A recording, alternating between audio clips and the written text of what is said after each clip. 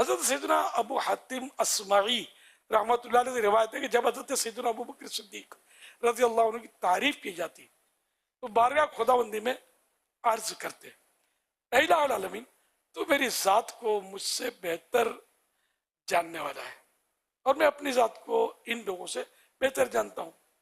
ऐ rubble आलमीन, मुझे इन लोगों से अच्छा बना दे और मेरे उन तमाम गुनाहों को मुआफ़ फरमा दे जिनका इन्हें इल्म नहीं, और मेरे मुतालिक जो कुछ वो कहते हैं उन पर मेरा मुआखज़ा ना फरमा, न पूछ गछ न करना।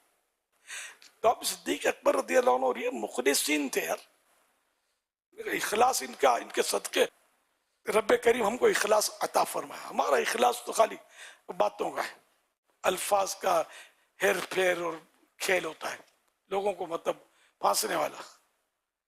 अल्लाह हकीकत में मतलब अपना बस नेक बंदा बना दे।